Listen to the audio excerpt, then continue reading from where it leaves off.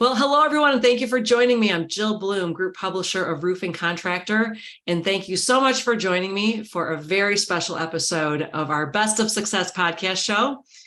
And I am so honored and thrilled to be joined by Ken Kelly, who is currently the president of Kelly Roofing. Ken, thank you so much for joining me. Oh, thank you for having me, Jill. Ken, it is definitely a very special time. I am so surprised to hear the big news that you are retiring. I am. I'm retiring at 47 years old from the roofing industry after being in it for 30 years. I've been president of this company for 30 years. It's amazing. And it's been a huge anniversary. I had a hard time even saying that you're retiring. It just does not roll off my tongue very easily because I've known you for so long as well. And I know you've got big things coming up. But anyway, let's just start from the beginning, Ken.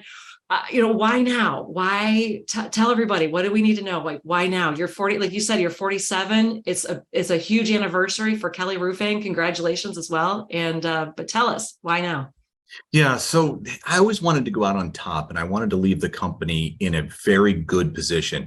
And when you look at the numbers, there just hasn't been another opportunity like right now. We had our highest revenue grossing year ever. We had our most profit ever. We had our best quarter ever. We ranked higher than ever before on the top 100 list at number 38. And we just had all of these real positive things. The company is running like a well-oiled machine. We have the right people. They're in the right seats. The business is almost running itself. And so now is a great time for me to allow the people who have been working with me for years to rise up and take this to the next level.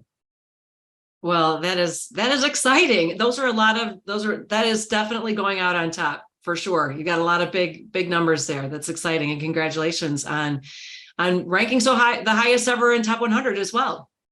Thank you. Thank you. It's been fun. Since 2003, we've been on that list. So it's fun to see us just keep climbing up the ladder there. Yes, no doubt. So Ken, what do you feel like you are the most proudest of? Yeah, so that's a great question. And I've actually had the opportunity this week to talk to people about that. That's a common question that I'm getting asked.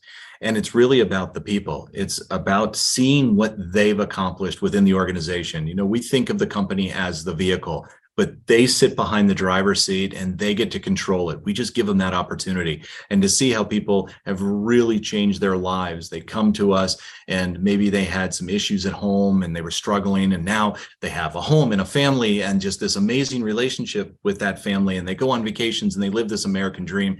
And it just tickles me to death to see how people have flourished within the organization, how everyone is such a tight-knit group and they take care of each other. That is awesome. And then we've built these strong relationships with customers. 72% of all of our leads come from past customers and referrals. So when you think about this loyal base of customers, it's just absolutely unheard of. And I'm so proud of those relationships that we've built over the years and that we will continue to have going forward. I think those are some of the things that, from a company standpoint, that I'm most proud of. But personally, the one thing that I personally am proud of is being able to have built the company and also contributed to the industry. I got a call yesterday from Gunnar Smith, president of Owens Corning, and I've known Gunnar back when he was a sales rep for another company. And he called and he says, it always amazes me how you were able to build this company and yet impact so many other roofers across the nation and manufacturers with product ideas and knowledge and testing. He says, I was in Calgary, Canada, of all places, this week, and somehow your name was brought up. And it turns out you were at that office helping a contractor in Canada to build their business. Like, where do you get the time? And I think that for me personally, to not only be able to grow an organization and help people locally, it also to help the entire industry, that is something that I will always cherish. Well, there's no doubt over the years, the things that you have done to give back, especially one of them, my favorite, of course, speaking at Best of Success, and all the podcasts and articles that you have written for us, for really the industry, to like you just said, help. You're on the phone helping a contractor in Canada. That's amazing. But you do so much to give back, Ken. And I know that everyone's going to want to know, like, what are you going to do now? Because we sure don't want to see you go away, but what's up? What's happening? What's on the horizon for Ken Kelly? So I promised my family that I would take a couple months off. So I'm going to take a few months off at the end of the year, and I'm going to organize my thoughts and close up some loose ends and get into another routine and really clear the head. There's some bucket list items that I want to knock off. I want to get my commercial pilot's license. I want to get into a more active routine, cooking and working out. But I'll probably take a golf lesson. I guess that's the quintessential thing to do. But next year, I definitely want to reemerge under some new renewed sense of vigor and start charging down the path. I'm sure it'll still be in the roofing industry in some form or fashion, and it might even be more behind the scenes. But I definitely have more time left in me and a lot of experience.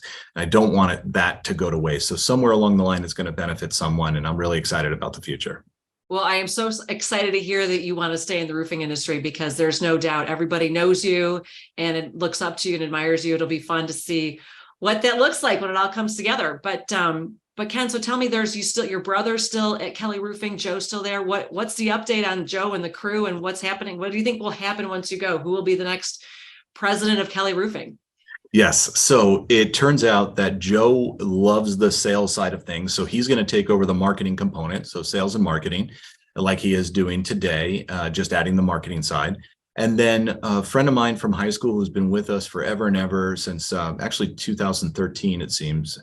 So 10 years. Since 2005. I apologize. 2004. He's going to be the person who takes over as president. His name is Eddie Guevara. And he has always been this right there with me in the trenches. He's great at software and computers. He's excellent with people. He understands how the business is supposed to operate. So we call him Steady Eddie, because he just really takes in whatever the issue may be.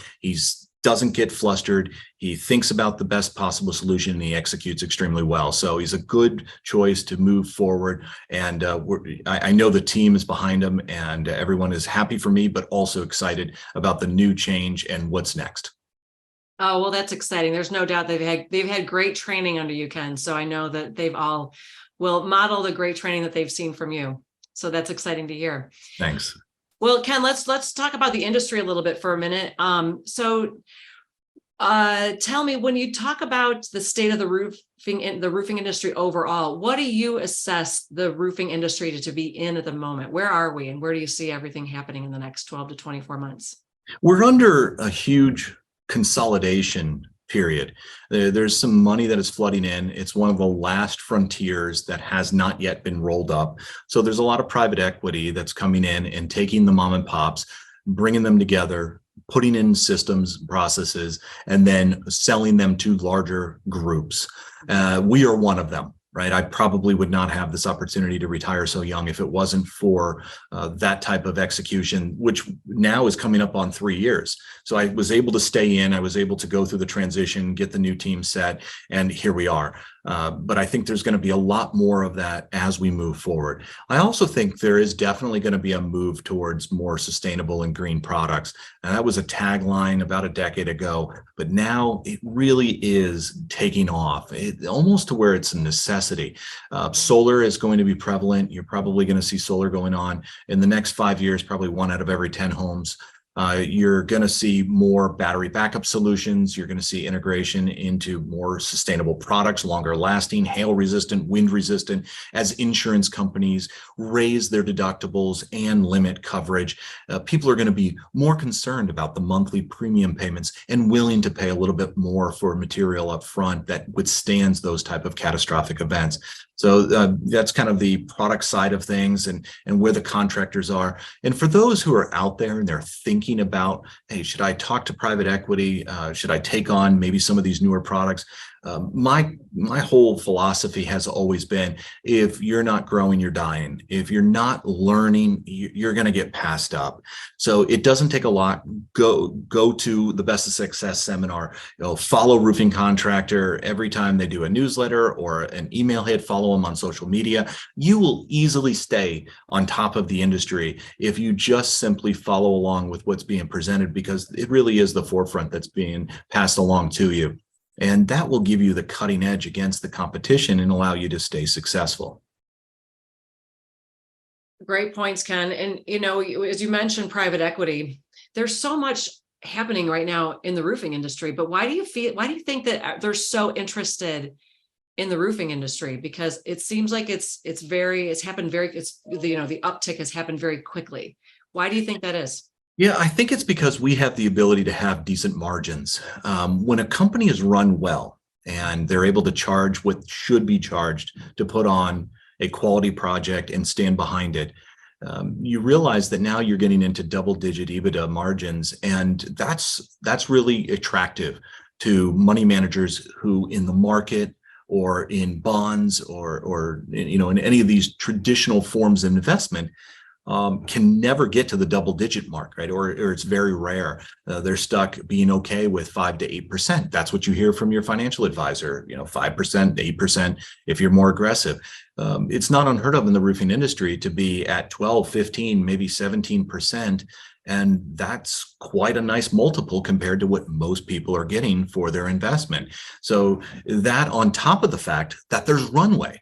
And runway, what I mean by that is you can take a roofing company that is performing okay, has a good reputation. The owners are probably satisfied with the amount of money that they're making. And you can just give them a few tips, maybe improve their sales system, maybe raise the price a little bit, maybe bring in some new product offerings, for instance. All of a sudden, you take them from just a normal mom and pop operation to an executing professional organization that is getting the return that I'm alluding to, and you do it in just a couple of years. So that's a small investment for a very big return.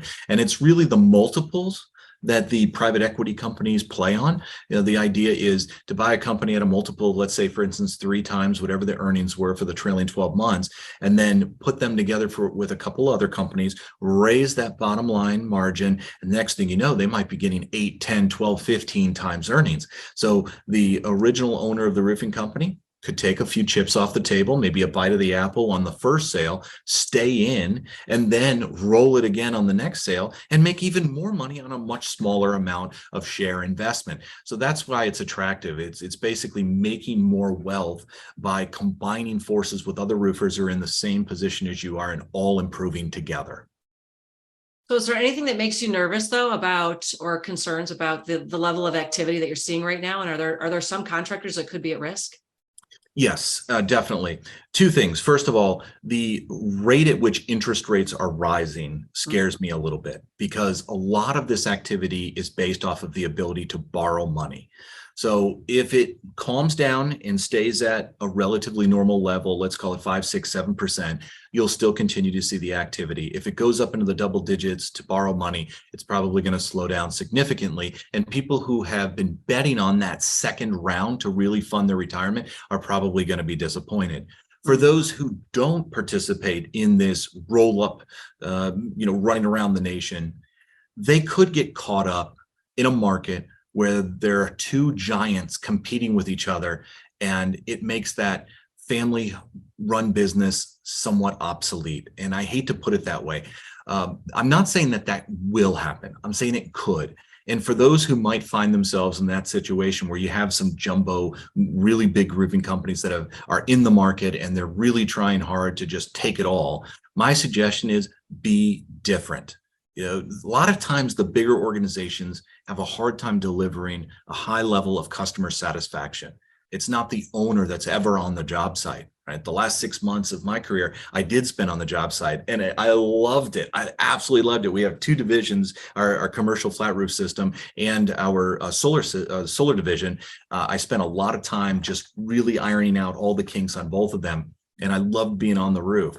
And if you have that passion, even though you might be a little smaller, even though you might feel like you can't compete, but delivering that level of customer experience will ensure the next job. And that's something that you will use as an opportunity to beat out the competition every time. Well, it sounds like you've had a lot of fun over the last 6 months, Ken. I have to ask you, though, so what do you think you're going to miss the most? I don't think I asked you that yet. Every morning for the last 30 years, the first thing that happens to me when I wake up, like the first seconds of me opening my eyes and realizing I'm awake, my stomach immediately turns. it's almost like a stomach ache, not butterflies, not excitement. It is a stomach ache, like stress. And the stress has always been, if I don't get up and make the most out of today, there's a chance that my some odd 400 employees might lose their job. And then their families are affected, right? There was a lot of responsibility placed on business owners today. Sure. The one thing I'm probably going to think about or concentrate on is, what can I do to build into my routine something that gets me out of bed early in the morning at 4:30, 5 o'clock, like I've always done, so that I hit the day early and hard and still stay productive. I want to contribute to society every day. I want to learn something new, right? I want to follow the Japanese version of Kaizen. And if I don't figure that out, I'm probably going to be disappointed in myself. So that's going to be the next thing that I'm looking forward to, is how do I get that burning back in my belly, that sense of responsibility, or that sense of necessity in life, even though I'm in retirement. So you're saying you will miss that sense of responsibility? Is that what you're saying? Yes, if I don't find a way to replace it. Yes, because I know it sounds weird. Most people want to go into retirement and they don't want that stress. Yeah. Right? For me, it's what's always driven me. So if I don't have it, I might just turn into a blob that gets fat and does nothing and feels sorry for myself and has health issues. I don't want that. Sorry, Ken, I've known you for too long. I know that will never happen. And that's why it's a priority of mine. Now, I'll probably get involved with a volunteer organization, Sure. Something that I'm passionate about, maybe Angel Flight or something along those lines. And I'll commit to it and make sure that I'm doing something that is mission driven. Well, that sounds amazing. So Ken, we've talked about your dad a lot over the years, and he's been a big part of your story. But what do you think what do you think your dad would think of this move right now? I think he'd be incredibly proud. When Dad had his injury, I was 17 years old. He fell off a roof. He crushed both of his wrists, and I took over the family business. The one employee that we had quit. And I don't blame him. But the irony, we actually just did his roof, which is kind of funny. No way. That's amazing. Yeah, talk about full circle. We just wait, the roof that he fell off of? No, the one employee that quit. Oh, the guy that quit. Okay, got it. We just did his roof, so it's awesome. He's like, I wouldn't use anybody, but I'm so proud of you and how far you've gone. Well, that's great. Let's love that. When we were awarded Contractor of the Year, that was an amazing moment in the relationship between my father and I, and then of course my brother. And we came off stage and we found an empty conference room, and we called my dad. He was ill, really ill at that time, and he couldn't join us. But at least we got the chance to call him, and we were all crying, and everyone was so proud. And I had the chance to chat with him a number of times afterwards. I told him about us thinking about selling the company and how he felt about it, because this is kind of his legacy too. And he was all in support of it. He said that he had so much trust in my ability to make good decisions, that if I thought it was the right thing to do, then it was definitely the right thing to do. And here I am staring at retirement, and I think he would say the same thing. I think he'd be very proud that I'm able to retire at a younger age and still have so much, runway ahead of me. And I think he'd be very, very proud. And he probably is watching right now thinking, okay, I can't wait to see what Ken does next. I love it. Well, knowing that you're a pilot, the runway analogy just fits you so perfectly. So, well, Ken, it's an honor to talk to you. I'm so glad we had a few minutes just to catch up with you, because, we're recording this on Tuesday, August 8th, and you only have a few days left. So thank you so much for taking the time to meet with me today and just give us some insight and give us the forecast for what's going to happen with Ken Kelly, because I know it's going to be something exciting. But again, everybody here at Roofing Contractor, we'd like to say congratulations and thank you for all you've done. And we can't wait to see what's next. Thank you, Jill. I really appreciate it.